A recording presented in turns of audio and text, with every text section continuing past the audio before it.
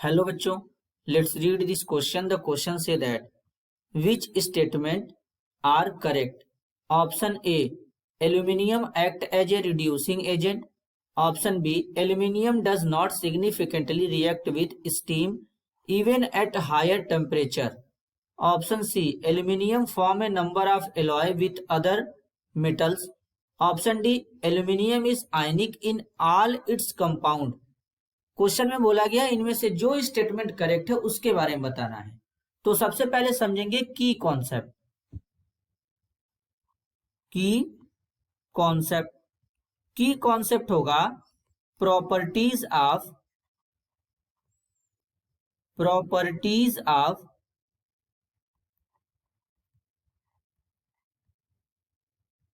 Aluminium. तो सबसे पहले ऑप्शन ए को आइडेंटिफाई करेंगे। ऑप्शन ए में बोला गया है एल्यूमिनियम रिड्यूसिंग एजेंट के जैसा एक्ट करता है। तो जो एल्यूमिनियम होता है ये मेटल है, मेटल होने के कारण ये इलेक्ट्रॉन डोनेट करता है और इलेक्ट्रॉन डोनेट करने के बाद Al+3 आयन का फॉर्मेशन करता है, क्योंकि एल्यूमिनियम का जो वैलेंसी होता है वो 3 होता है। तो यानी यहाँ पर इलेक्ट्रॉन को बाहर निकाल रहा है, इलेक्ट्रॉन को रिड्यूस कर रहा है, तो ये एक रिड्यूसिंग एजेंट के जैसा काम करता है। तो ऑप्शन जो ए है यहाँ पर ये करेक्ट होगा। इसी तरीके से ऑप्शन बी को चेक करेंगे, aluminium does not significantly react with steam even at high temperature. तो जो एल्यूमिनियम होता है ये बहुत ही रिएक्टिव मेटल होता है, ये बहुत ही रिएक्टिव मेटल होता है। ये वाटर के साथ हाई टेम्परेचर पर रिएक्ट नहीं कर पाता है स्टीम के साथ। इसके पीछे का रीजन होता है कि एल्यूमिनियम जो होता है जब ये एयर के कांटेक्ट में आता है तो इसके ऊपर एक ऑक्साइड का प्रोटेक्टिव लेयर फॉर्म हो जाता है, कुछ इस तरीके से। एल्यूमिनियम ऑक्सीजन अब फॉर्म हो जाता है Al2O3।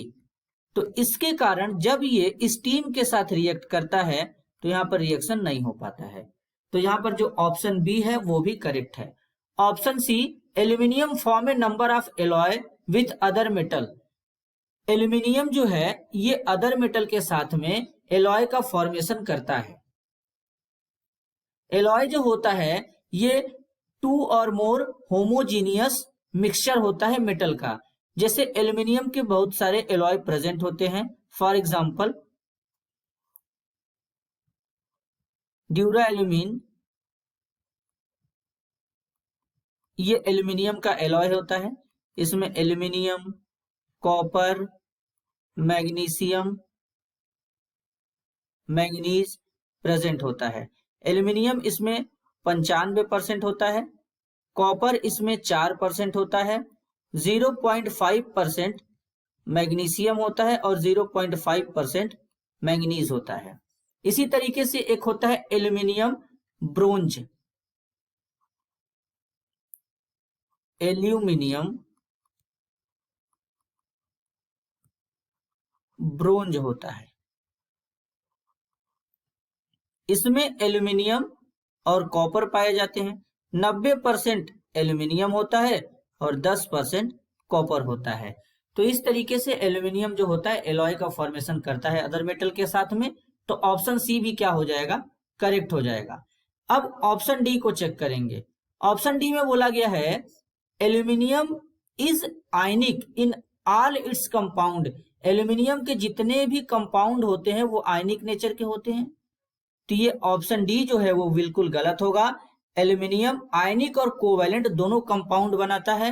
For example AlCl3 covalent compound होता है, कोवैलेंट। और जो AlF3 होता है ये आयनिक कंपाउंड होता है। तो इस तरीके से यहां पर ऑप्शन डी गलत हो जाएगा। तो इनमें जो करेक्ट स्टेटमेंट है वो होगा A, B, C। ये तीनों स्टेटमेंट यहां पर करेक्ट होंगे। This is your answer. I hope you understood it well. All the best.